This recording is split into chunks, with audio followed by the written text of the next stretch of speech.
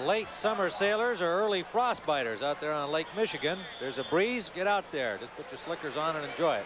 Guess they couldn't get a ticket to the Bear game.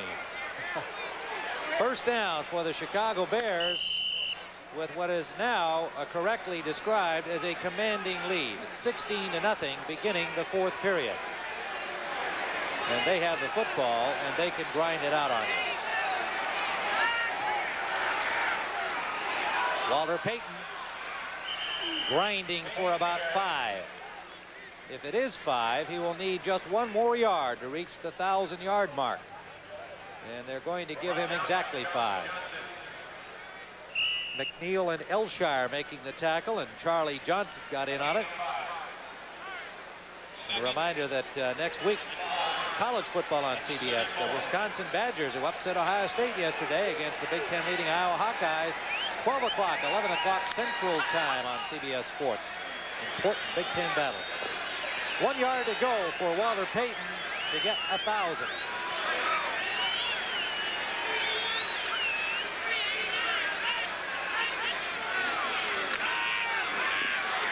McMahon forced out by Matt Blair.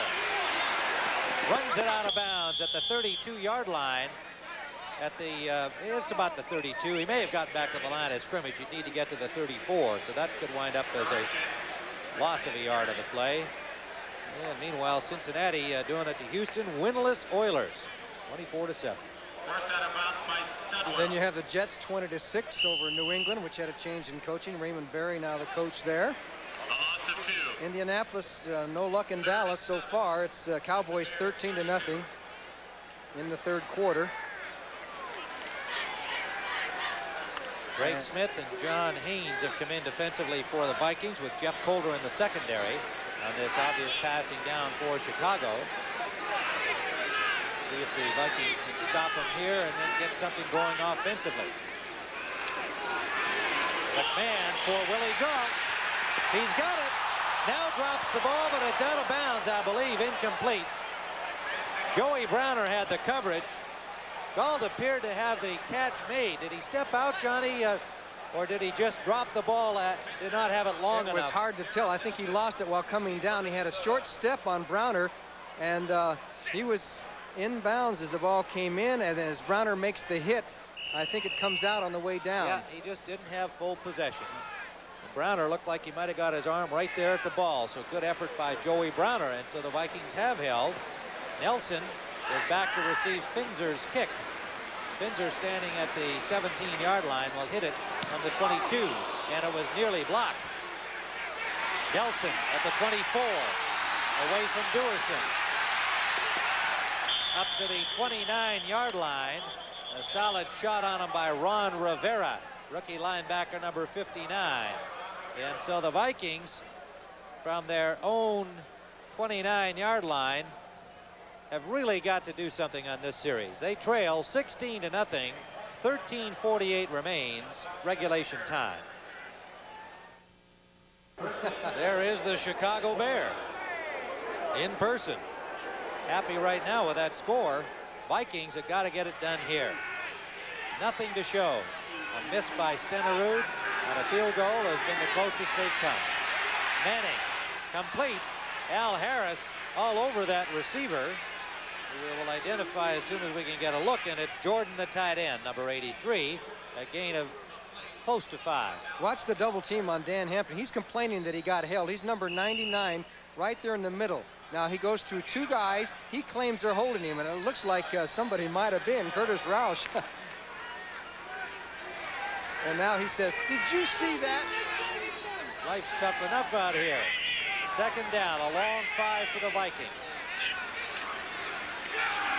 Pressure on Manning. He's sacked again. Al Hampton might have been bothered by a lack of a call on the previous down, so he just went ahead with Richard Dent and got another sack on him. Well, the Viking blocking just broke down here. As you see, 99 is Hampton. Dent, Mark Hartenstein gets through. Steve McMichael, 73, 76, forced McMahon, or I should say Manning, out of the pocket. And there's Dan Hampton with a half a sack along with Dent. A whole bunch of people in on that one. Look at that, 6 Chicago sacks. They had 27 going into this game. And Les Stegel says, what do you do now? 54 yards in sack loss. White, Collins, and Leo Lewis, 3 wide receivers for the Vikings. Manning put into another difficult third down. Hartenstein, loose ball. Manning injured on the play. Hartenstein got him from behind. And the sack, the play whistled dead prior to the fumble, evidently. And so the Vikings will have to punt. Manning got up a little slowly and limps off. Hartenstein chased him all the way from the other side of the field as Manning did fumble that ball, but the Vikings did recover it. Mike Hartenstein, who had a couple of sacks last week, been playing injured with sore ribs, and I'll tell you, the Vikings are in big trouble. They just cannot handle the Chicago Bear defense.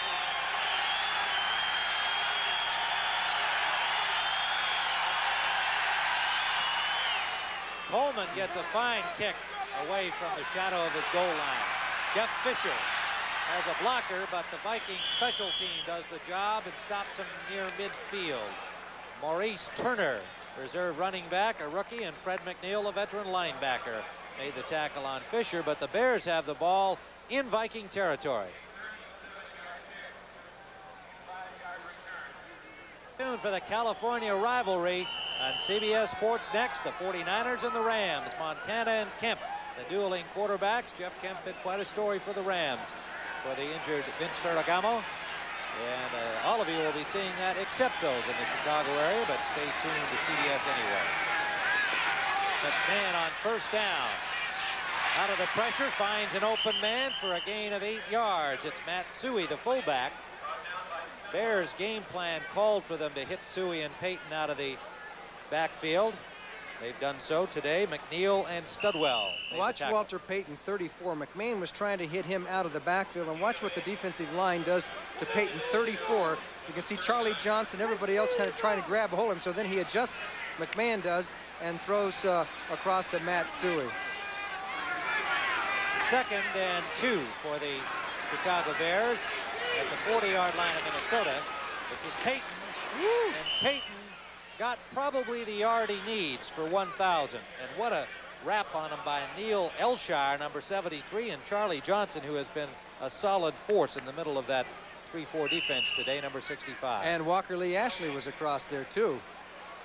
So he's around the ball a little bit as you look at Walter Payton, who is now over the 1,000. No, didn't get the yard. Didn't get it. Didn't get the yard. They ruled no gain on the play and credit the Vikings defense for making him try at least one more play. 3rd down and still 2 remaining. Slot formation left. Suhey sets up on the wing right.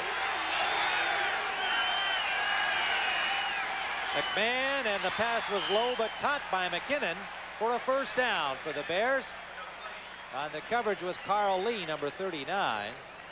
John Swain has not been in the game defensively since back in the first period for Minnesota. Joey Browner's been getting time at the left corner. We have had no medical report on Swain, so it may be just simply that they are giving Browner the game time at corner. They are planning to try him there. He has been a safety since coming as the #1 pick last year. With the Vikings' luck, he's probably hurt. They've had so many people hurt this year, so many. This is Payton on first down. Has about 4 to the 30-yard line, and another 1,000-yard season for Walter Payton, tying him with Franco Harris for 8 career 1,000-yard seasons.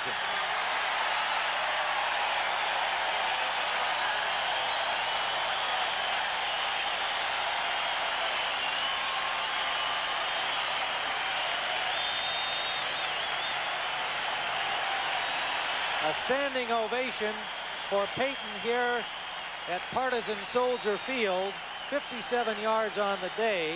And how often these fans have stood to acclaim the play of Walter Payton. One achievement, one record after another. And there is how it looks. Payton and Harris each with 8. They're set with 6. Payton again. And he is wrapped up by a good defensive play reaction by Tommy Hannon. What a steady guy he's been, knocking him out at the 30-yard line. Hannon had 48 tackles coming into the game, and you know, in his left thumb, he's working with 7 stitches that he picked up in the game last week against Detroit. And Hannon's been out there all along. He doesn't miss too many starts either, Mr. Hannon. This is his 96th straight game as a starter for the Vikings.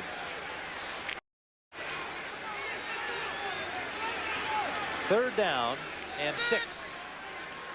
McKinnon, Baschnagel, and Galt, 3 wide receivers in the shotgun formation. They give it to Payton. And the Vikings smelled that out. And who was it again? No, this time Coulter. The rookie Coulter, just coming up with quick speed, number 43 from Kansas, as the Vikings read that one and force a 4th down. Boy, did he charge a loss across the line of scrimmage as he played his keys and just went right across there.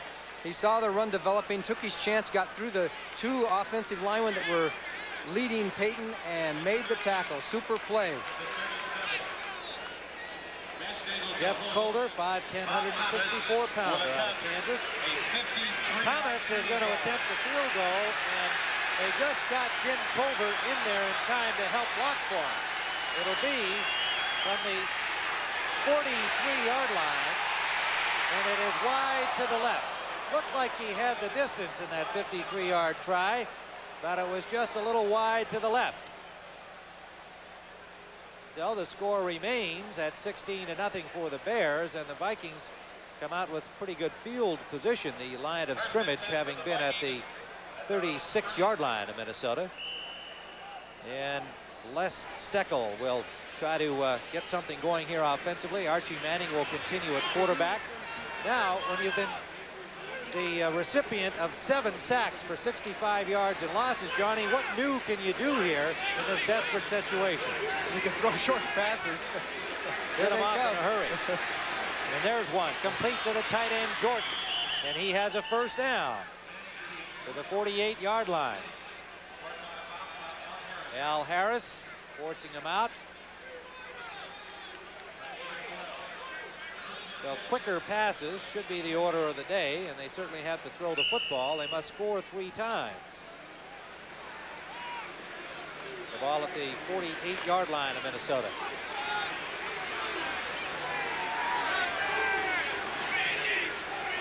One setback is Ted Brown. Slot formation right. Here they come. A deep drop for Manning, and they get him. Otis Wilson. There were 7 Bears rushers on that play. 7. And Otis Wilson is on the outside, number 55. As you can see, what happens is that when the tight end releases, Tim Irwin doesn't know who to pick up. He's got Al Harris and number 55, Otis Wilson, coming in. And there were just too many Bears on that side of the ball. As the Vikings can't handle it, that's 8 sacks. The league record, I believe, is 13. And they need only 1 more to tie their own club record, which they've done twice against Green Bay in 1970, St. Louis in 79. Another low snap. Manning scoops it up, and he is dropped. A flag down. But the infraction is against Minnesota, and the Bears have tied their all-time best day sacking quarterbacks with 9. If it's against Chicago, then they will still need 1 to do it. Illegal motion, 76 offense. The penalty is declined. Every 3rd down. So they have 9 sacks on the day, and can you blame these guys for being illegally in motion? Yeah, that's I right. mean, they're getting desperate out there to try and keep the Bear rushers out.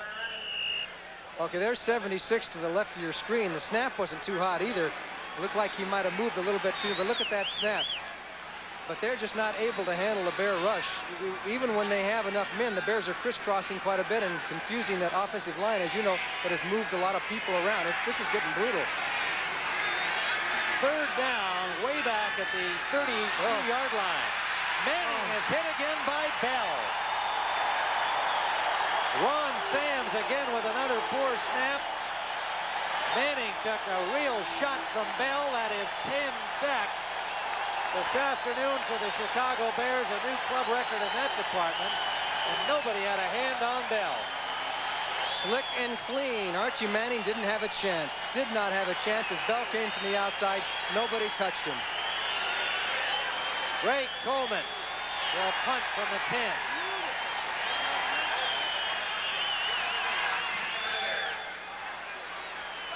The original line of scrimmage was at the 48-yard line. Fourth down was at the 23. This has been an awesome defensive play by the Chicago Bears. We'll be right back. There's Buddy Ryan, the Bears defensive coordinator, who has masterminded the blitzes that have worked so well this year. And Chicago has 10 sacks. That's a new Bears record. And the Bears defense #1 in the league, #1 in run defense, and who knows, they may be #1 in pass defense after this game is over. Buddy Ryan. 16-0 Bears football at their own 42-yard line. McMahon 15 of 22 in the passing department. Fakes the draw. Deep for Galt. A bad pass. Joey Browner knocks it down. McMahon just did not get that ball off his fingertips well. Galt had his man beat. Browner reacted to the wounded duck football and knocked it down. Browner did a good job on that aspect of it, but as far as before that, if the pass had been thrown well, it would have been a touchdown. But no dice for the Vikings. 2nd and 10 from the 42. Well, again, as they have every game this year, the Bears have had the football considerably more in time of possession than the other team. Averaging 35, 22 a game. Fake the draw again. A pass for Moorhead off the mark. A little pressure on McMahon that time, but the second bad pass in a row by McMahon, and after he let it fly, he took a pretty good shot as well. Double jeopardy for him. Van Horn apparently not happy with that. McMahon gets up wiping his chin. You know, I was talking to him about his offensive line. He said, you know what I like about these guys? They're all kind of wild and crazy. He said they are really a kind of a fun bunch. And they've built a nice rapport between quarterback and young offensive line. The Bears' Achilles heel is the quarterback spot. McMahon gets hurt. As Chicago Bear fans know, they are in trouble. He has to remain healthy. 3rd and 10. Payton. Nice tackle in the open field by Rufus Bess.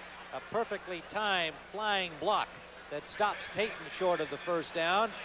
And so the Bears will have to punt. Well, they got 2 bad passes from McMahon and then did the job defensively. Bringing up 4th down. Rufus Bess making the defensive play.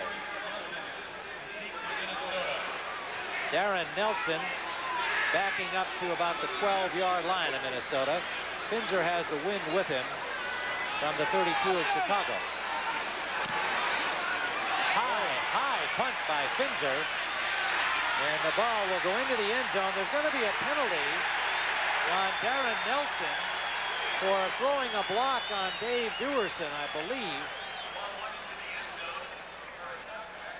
It might have been Carl Lee. Let's see what the call is going to be here. The ball bounced behind Nelson, went in for a touchback.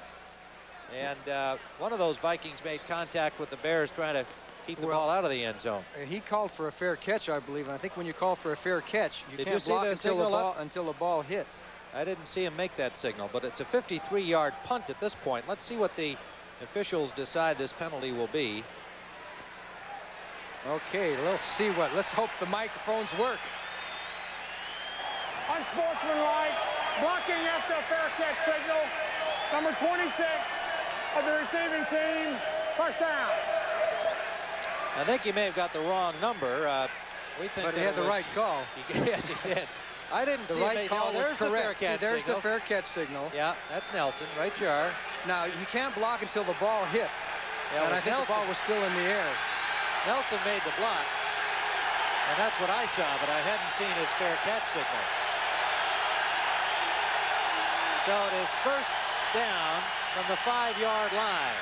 Ted Brown gets a couple. Brown, I think, has carried the ball only a couple of times today. The Vikings got behind early, and they've been trying to throw the ball.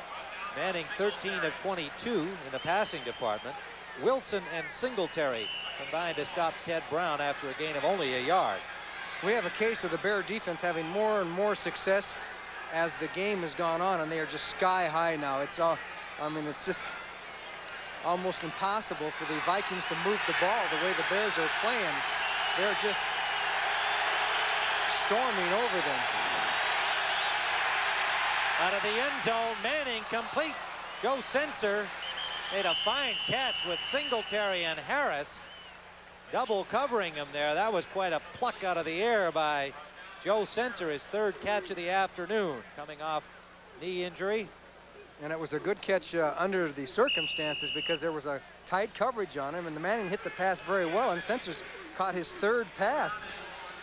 You see the tight coverage on him, and then he's up there, he's got that bad knee, and he's still pumping, and that's when you're worried that he might re-injure it. Tyrone Keys and Jim Osborne came in defensively for this series. Keys, 98, been bothered with a back injury, and Osborne, the backup to Steve McMichael. Third and less than a yard. An aroused Bears crowd. Ted Brown is stopped. The crowd is into this defensive display by the Bears, their #1 NFL defensive team, and with the Vikings backed up deep in their own end, the crowd is really behind the Bears defensive unit. They want to see a shutout. I think he may have gotten the first down according to the spot. It looks like he has it. You might wonder why, or if Les Steckel is thinking about bringing in Wade Wilson to see what he could do. I think it's not a real good situation to bring a quarterback who hasn't played too much in against when the Bears are coming up with all their different defenses and are sky high. I would think that if Les goes to Wade Wilson in the near future, he'd like to have him start a game somewhere where he starts out fresh, not playing against this Bear defense that is unbelievable today. First down from the 16. McMahon for Jordan, incomplete. Al Harris tipped the ball away. The tight end covered by the linebacker, but the linebacker played him like a defensive back. Well, when all of the football action is over, and don't forget you've got most of you the Rams and 49ers next, then you will have this lineup of entertainment on CBS tonight. 60 Minutes with Diane Sawyer aboard now, and then Murder, She Wrote, The Jeffersons, Alice and Trapper John M.D. Another nice evening of CBS entertainment on Sunday night. We have 3:26 to go, regulation time. 2nd and 10. The Vikings, Archie Manning, under duress all day, and he's under it again. It is Dent and Otis Wilson. Dent had a hand on him. Wilson finished him off, and Archie Manning has got to be wondering why he's playing professional quarterback. There must be a nicer way to spend a Sunday afternoon. Well, he makes a lot of money, but he's sure earning it today. Archie Manning is shaken up as the Bears went into their 46 defense again, and they bring those people, 90 and 55 and Dent. All those people come a-rushing, and the Vikings have not figured out how to block it, how to attack it, as Manning looked like he may really be shaken up. Yeah, boy, it's been a tough day for Archie. Got a shot in the face, it appears, and not deliberate, I am quite sure. But you hate to see this great competitor hurt. He is a fine man. Archie Manning. We'll be back. Assisted off the field and is apparently all right, and we are really grateful for that. Looks like he's got a bruise or a scrape under his left eye. Okay, Richard Dent, 95, will get in on it, but the key was from the other side of the field. He was forced out. Dent gets a hold of him, and here comes Otis Wilson with a real hit, and this drives him right into the turf. Boy, that's a jolt. Looked like he got a shoulder right up under his face guard from Wilson, and clearly on that replay it was not intentional. And it looks like Archie's all right, but Wade Wilson has come in. A well-deserved break for Archie Manning from this action. In the end zone, Wilson on first down airs it out downfield, and on the third down, pardon me, on his first down, intended for Leo Lewis, and that's incomplete. So the Vikings will have to punt the football as Wilson on his first pass coming into the game threw it long downfield, intended for Lewis. Coleman will have to punt from the end zone. Archie Manning, who came over last year in the deal from Houston, had a thyroid condition, never really got to play in any significant way last year. It is 14th season at age 35. A rough afternoon. That putt hangs up in the wind. It bounces off Jeff Fisher, recovered by the Vikings, and that is number 88, Don Hasselbeck. the tight end coming up with a football. Ball looked like it bounced right off Fisher's shoulder pad. It kind of hung up in the wind, and the Bears would have had great field position there, but a sharp play by Hasselbeck. It seemed to come and hit him high. It hit him off the mask on his shoulder pad there and just ricocheted down. And of course the ball is spotted back there because that was not what you call, that was more of a muff than a fumble. So the Vikings get it at the spot of recovery and have a chance to get on the scoreboard. The record for sacks is 12, held by the 66 Pittsburgh Steelers and the 1980 Baltimore Colts. 12 sacks. The Bears have 10 so far? 11. 2:49 to play. Wade Wilson may be in on a dubious record if they get to him. Boy, he chucks it downfield again. It's caught. Leo Lewis.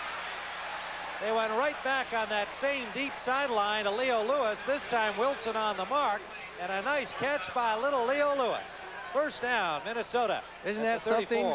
Wade Wilson comes in and look at the blocking hold up. Nobody around. He throws the ball. Leo Lewis, a little 180-pounder, makes a nice grab as he outmuscles Mike Richardson for the catch. Good play by Lewis, and the Vikings are down to the 33.5-yard line. Well, that's a dandy play. Wilson to Leo Lewis, and your point about the protection. Certainly valid and important there. First down, Vikings. Here they come. Right up for the blitz. The pass complete to Jordan. Now here's a guy that comes off the bench stone cold, didn't get to warm up at all. Missed the first one long and hits the next two right on the money. And that time the Bears blitzed right up the middle. The Vikings picked it up like they knew what they were doing, which it seems like why couldn't they have done that all along in this football game? They had Fensick right up in the middle, 45. They tried to confuse the Viking offensive line, and Minnesota held the ground. Zone blocked it and just held him off. A pickup of 7, 2nd and 3 at the Bears' 26-yard line. For the Bears defense, with the team in control of the score, they're trying to keep a shutout. Wade Wilson wants a score.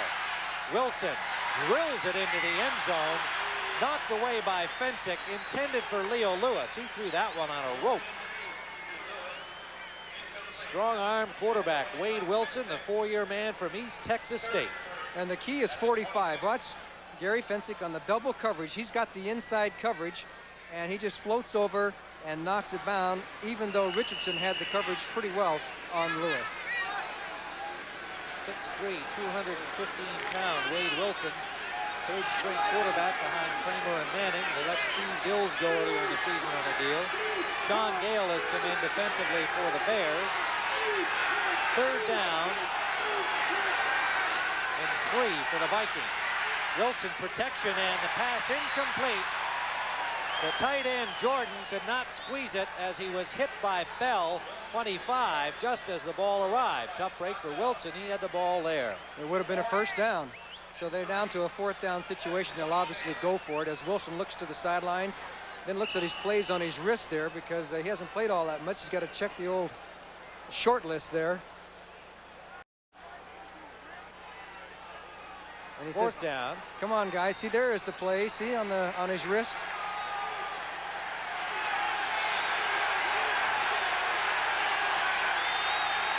Slot formation to the left. Jones in motion. Up the middle, it is complete to Mike Jones, number 89. He's got the first down. Boy, he's right at the marker, and he hung on despite a tough hit on him. It was Terry Schmidt, number 44, extra defensive back in there, who made the tackle, but he held on for the first down. They go to the hurry-up with 2:03, counting down to the 2-minute warning. And they will not get the play off. And so we have 2 minutes remaining regulation time with the Vikings on the move. Wade Wilson at quarterback will return with the Bears in front. Giving that extra effort makes winners. Be All You Can Be, sponsored by the U.S. Army. Number 46 of the Los Angeles Raiders is versatile tight end Todd Christensen. After being cut by 2 other NFL teams, Christensen came through with a Cinderella season in 1983. Leading the league with 92 pass receptions. Whether he is creating holes for the likes of Marcus Allen or snaring Jim Plunkett passes, Todd Christensen is always the best he can be. In today's Army, when artillery goes to the field, so does high technology.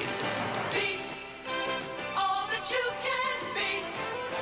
Keep on reaching. Keep on growing. Computers, laser-guided missiles, and teamwork honed to a split-second response. Only the Army gives you this kind of training with just a 2-year enlistment. You can do it in the Army. Tim Ryan and Johnny Morris, and we are looking at Walter Payton on the sidelines with our cameras, and he has slipped below the 1,000-yard mark. You may recall he had a loss on his last carry, and he's down to 997. So while he had crossed that barrier, he's now got to do it again. Meanwhile, the Vikings are at the 22-yard line with 2 minutes to play. Archie Manning left the game under the battering of the Bears defense with pretty good numbers. 14 of 24, 138 yards and 1 interception, but he was sacked 11 times. And it's Wade Wilson at quarterback. Vikings trying to get into the end zone. Here they come. First down. Wilson deep for Lewis. What a catch! Leo Lewis with a diving catch in the end zone. That's one of the better catches you'll see in the NFL. That time he had to leap out there, catch the ball, get his body back in control, and tuck the ball away before he hit the turf, which would knock it away. And Wade Wilson had plenty of time to throw it, as the Vikings really coming through with their offensive line blocking now, as Lewis got behind Todd Bell, hung onto the ball. Many times when you're stretched out like that, you will lose the ball when you hit the ground. Not Leo Lewis. The 4-year man from Missouri came as a free agent in 1981 out of the Canadian Football League, where his father had played with former Vikings coach Bud Grant. Stenerud with a point after. And finally, the Minnesota Vikings on Wade Wilson's first drive that started deep in Viking territory are on the scoreboard with probably not enough time to make any real difference. 1:54 to play, 16-7 the score. But Wade Wilson has got to feel good about his debut. The last time he really played, as we watch him there, he says touchdown, touchdown. He wanted to help the officials. He's excited, and he played at the end of the season last year in a victory for the Vikings, and now I'm sure Les Steckel has got to be going through his mind as to who's going to be the starting quarterback next week, Archie Manning or Wade Wilson, who has responded very well under the circumstances. So the Vikings will kick it off, and an onside kick would not be a surprise here.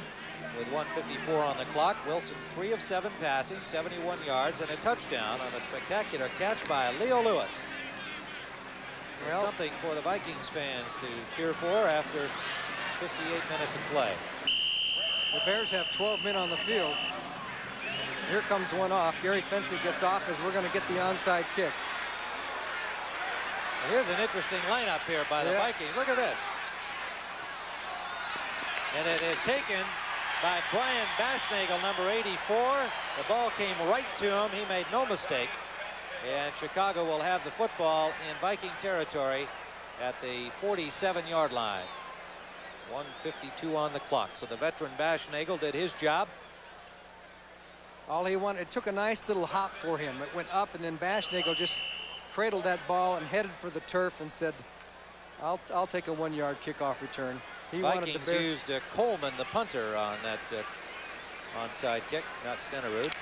Well, the Vikings have some timeouts. The Bears, if they can get 1 first down, it would be their game.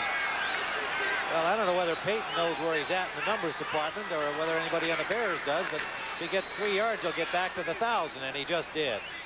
Looks like he got 4. So that'll put Payton back up over the 1,000-yard mark for the season. That seemed like a little inconsequential play. Looked like he had a yard or two. He wound up with almost a 5-yard gain out of that. Unbelievable. Not an unusual circumstance for him. So strong.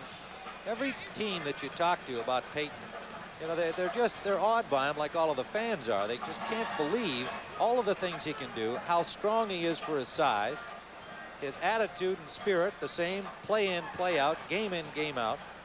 And he's back to 1,001. And he hasn't missed a game since his rookie year. That's about 9 years. As you look at Eric Dickerson, 911 yards. He's in second place.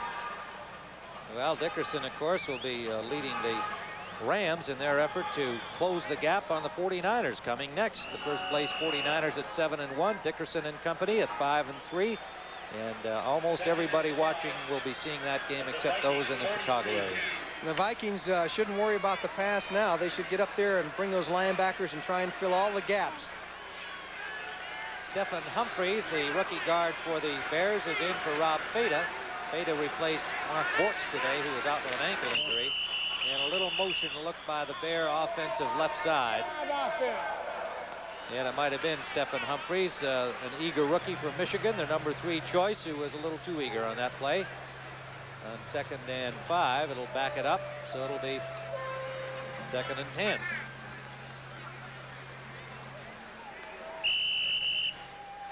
And some of the faithful have left with the feeling that the Bears have the game in hand at 16-7.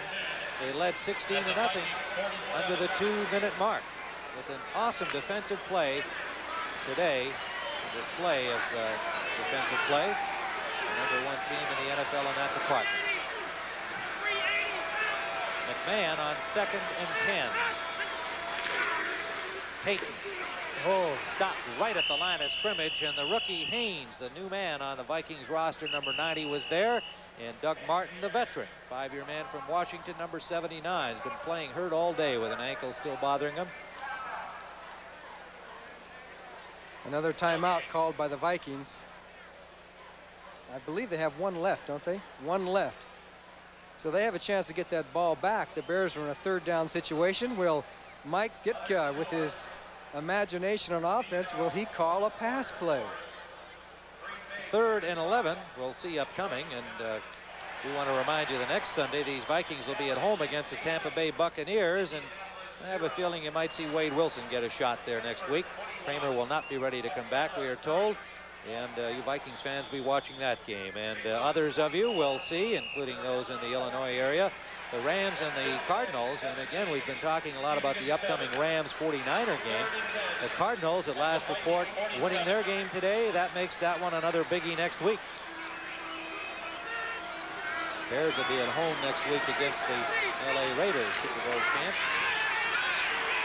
McMahon going deep. He's got a man open, and it's complete. Dennis McKinnon at the 1-yard line.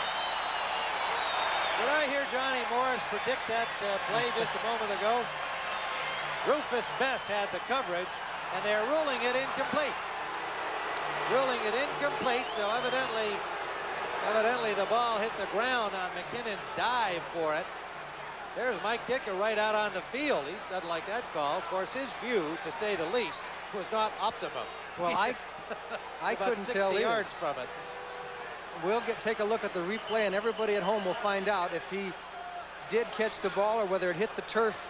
McKinnon didn't argue a whole lot. No, he didn't. He hasn't got possession there. That's a good call. He didn't really have the ball in his hands, and when he hit the ground, it squirted out. So the officials were on top of that one. Superior pass, nonetheless, from McMahon to McKinnon. Right on the money. Oh, Ditka is really upset with the officials. Hey, Mike, the score is 16-7 for Chicago. 1:18 remaining. Well, he feels it was a complete pass, I think. It was a tough call. I'm not so sure. You're not agreeing with me, huh? Well, he had it cradled within his body. Now, did the ball hit the turf as he rolled over? That's the... Yeah, it did, but I don't think, see, he didn't really have, as I saw it on the replay, did not have full possession of the ball at any point. Didn't look like he really had the ball in control. But when did it hit the ground? When he hit the ground. Okay, Coach. 4th down. We put 5 seconds back on the clock here, up to 1:23. And it'll be Finzer with the punt. Angling for the corner. Dewerson after it.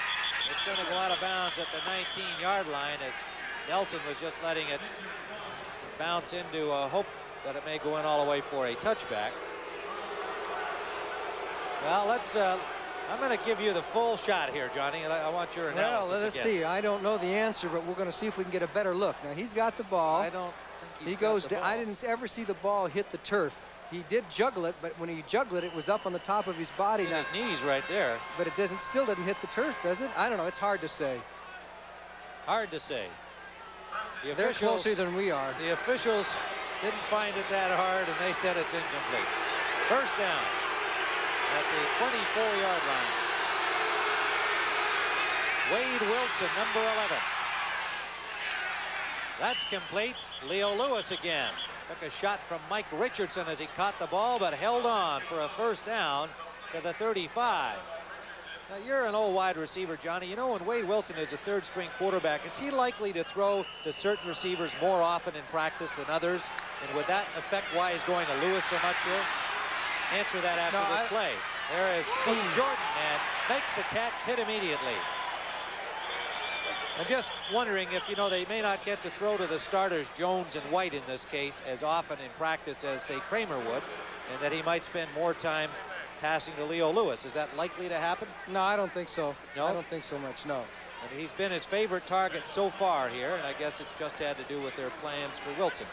Flag down upfield in the secondary area. It's against Chicago. They had about an 8-yard gain on the completion to Jordan. You know, Wade's statistics have got to be pretty good. Delay of game, 12 men on the defense.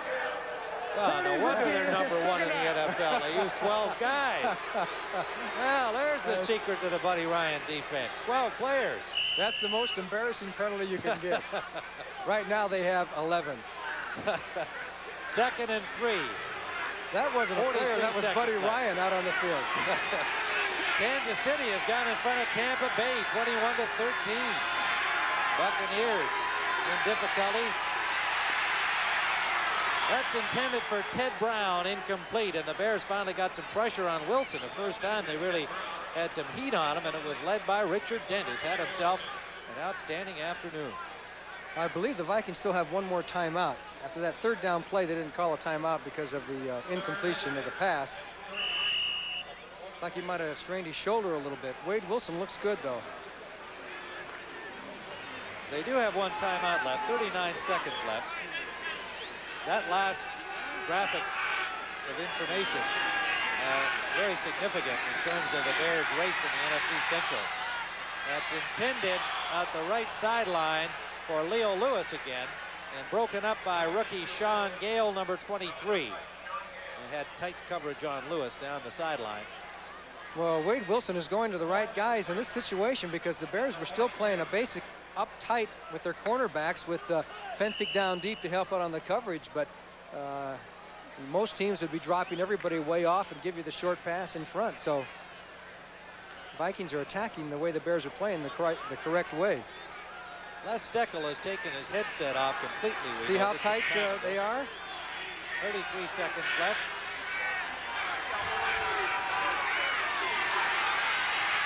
Wilson rolls away from the pressure. Can't find an open man. Unloads the ball. Intercepted. Bell.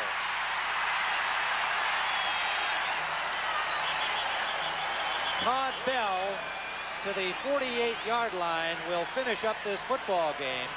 Now the Vikings, showing some feistiness even at the end, come off the sideline here, objecting to some of the activity. And we have 19 seconds left as Bell effectively ends the game for the Chicago Bears, who will chalk up their 6th victory against 3 defeats. Tampa Bay losing to Kansas City, the game not over, but they are behind. If they should lose, would fall to 3-6. Minnesota falls to 2-7. And these are the gentlemen here who make our telecasts possible. Executive producer Terry O'Neill. Senior producer Charles H. Milton III. Our producer at the site, David Winter. And our director, Peter Bleckner. Associate producer today, Ernie Bauer. And our field technical manager, Bill Nader. And our entire technical crew, another outstanding job today. And we thank them for their usual fine assistance. Matt Suhey goes for a couple, as that should be the final play of the game. 13 seconds and counting. So the Chicago Bears strengthen their lead atop the Central Division of the NFC with their 6th win of the season. Their final score will have the Bears 16-7 over the Minnesota Vikings. For Johnny Morris, this is Tim Bryant saying so long from Soldier Field with the final score: the Bears 16, the Vikings 7. Coming up next, the